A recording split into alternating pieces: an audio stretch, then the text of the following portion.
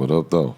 The new album is coming out next week. Yeah, October 20th, Stuck in Motion. Stuck in Motion. I just saw is the first video coming out with Larry June. Yeah, it just dropped. Mm-hmm. Shout out to Larry June, man. Yeah, shout out, bro, man. Yeah. I do feel like you have been like such a powerhouse in hip hop for so long, especially when it comes to just like doing it the Texas way, independent. You know what I'm saying? Yeah. And it feels like the last like 2 or 3 years, you finally, for whatever reason, just started to kind of get your flowers. I think I just saw you on Joe Rogan. So if someone's on Joe Rogan, it's the biggest platform in the world. Shout out Joe, that's my brother, man. But do you feel that? Like, do you feel like finally, like you've always had your respect within hip hop, you've always had your respect within, obviously, the whole South. Trae Day's been just a movie for how many years 15. now? Over a decade, yeah. 15 years. But do you feel like recently you finally kind of started to get recognized from like more of the gatekeepers, more of like you had a pretty uphill battle, you know, especially coming out of where you're from. And I'm still having that battle, but I think God just he opened in the lane for me, but I think he's doing it at his pace. So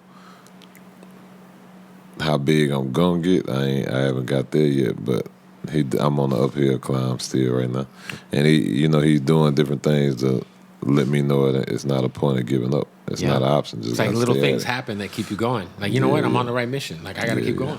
Yeah, definitely, man. And, it's just all kind of crazy things happening left and right in a good way. You know? So I'm grateful, man. How did you end up on the Rogan podcast? Like who connected that?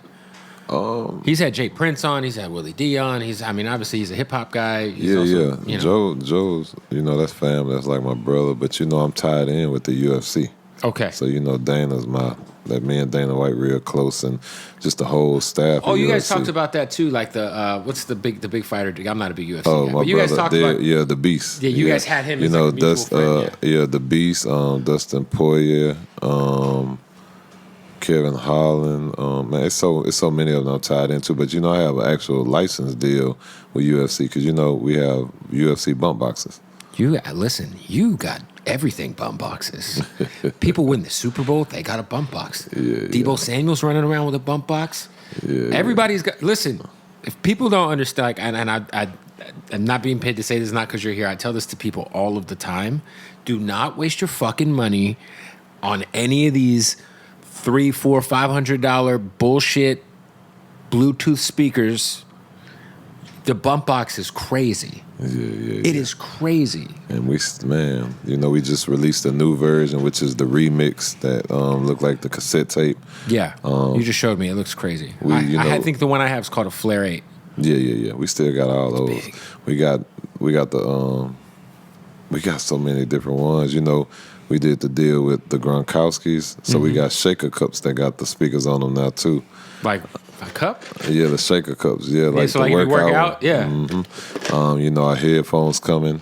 You familiar with what a cornhole is? Yeah, cornhole. Yeah, so any cornhole that has a speaker on it, we own the rights to it. So we have the new cornhole Bumpboxxes. So one of my best friends, one of his best friends is the guy from SWAT. The beautiful bald-headed man. What's his name? You know his name. Shamar Moore. Yeah. And he's a part of the Cornhole League. Oh, yeah? I'm going to have to find him. You know who Shamar Moore is? Yeah, we don't know each other, but I'll find him and make sure we get him some stuff. He has like in his backyard, ESPN Ocho or whatever ESPN number will broadcast the cornhole competition, but it's ESPN.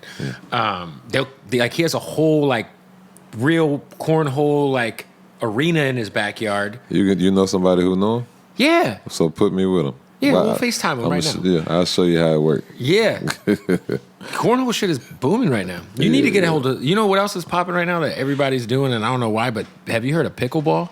No. Pickleball is like the new fucking overweight dudes who like don't want to work out because they're like, yo, it's fun, and I burn calories, but it's not like, running in place. Pickleball. All right, what is that? I just know there's a paddle, and I know that there's a rapper who owns a team. Smaller version of tennis. Yeah. Katie is a part owner of the team in New York. There's a pickleball league that just started, and Kevin Durant, I think, is one of the owners. No, he is one of the owners of the.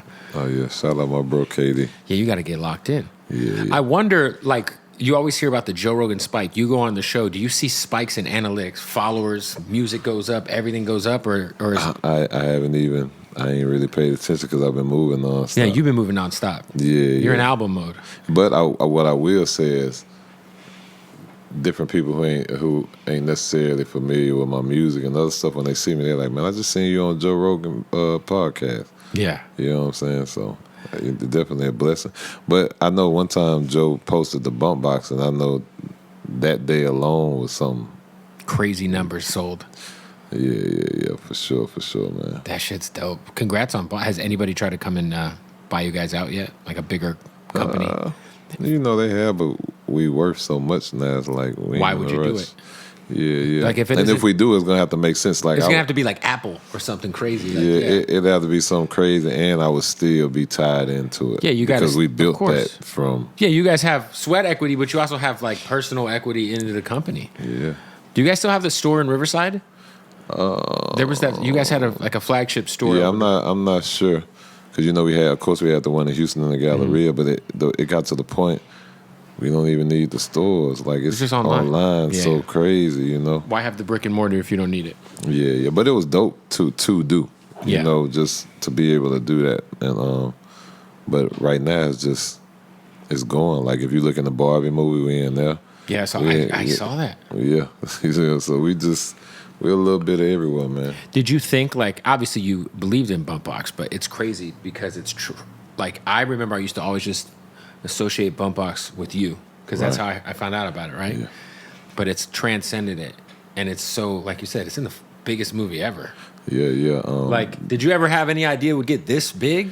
Honestly, no. It's still excitement there that we're growing.